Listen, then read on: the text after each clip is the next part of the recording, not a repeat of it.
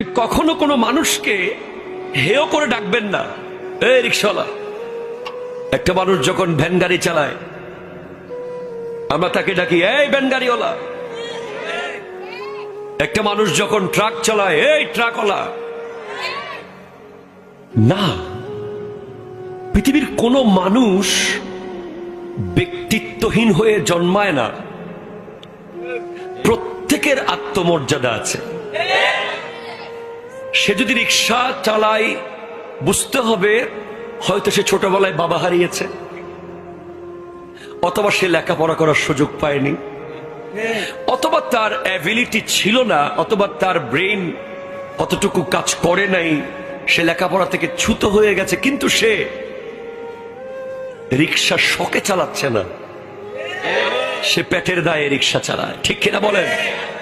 আপনার কাছে তার ইজ্জত না থাকতে পারে, কিন্তু আল্লাহর দরবারে তার পরিচয় হলো সেও আল্লাহর বান্দা। ঠিক কিনা বলেন? আমিও যেমন আল্লাহর বান্দা, সেও আল্লাহর বান্দা। এজন্য আপনি কখনো কোনো মানুষকে হেয় করে ডাকবেন না।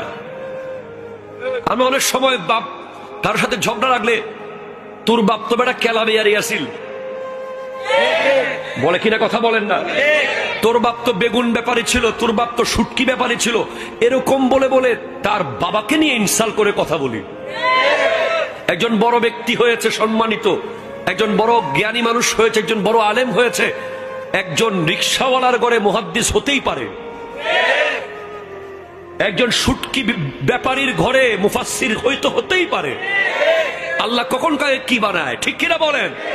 কিন্তু আপনি কখনো তার অতীত, তার বাবার প্রফেশন নিয়ে, তার পারিবারিক স্ট্যাটাসকে টেনে তাকে অপমান করবেন না। কারণ কোরআন বলছে ইয়া আইয়ুহান নাসু ইন্না খালাকনাকুম মিন যাকারিন ওয়া উনসা ওয়া জাআলনাকুম শুউবান ওয়া কাবাইলা লিতাআরাফু ইন্না আকরামাকুম ইনদাল্লাহি আতকাকুম।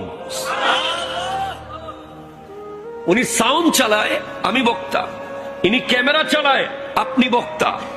উনি লাইট লাগাইয়েছে, আপনি সভাপতি। উনি প্যান্ডেল করেছে, আপনি সেক্রেটারি। সবার ক্যাটাগরি আল্লাহর দরবারে সমান। শুধুমাত্র যার তাকওয়া বেশি, যে যত বেশি মুত্তাকি, সে তত বেশি আল্লাহর দরবারে এক নম্বর পজিশনে। এখানে বাড়ি গাড়ি জমিদারি টাকা পয়সা দিয়ে বিবেচনা হবে না, এখানে বিবেচনা হবে আল্লাহর ভয় দিয়ে। যার ভিতরে যত বেশি আল্লাহর ভয়, সে আল্লাহর দরবারে তত বেশি সম্মানিত। একটু জোরে বলেন সুবহানাল্লাহ।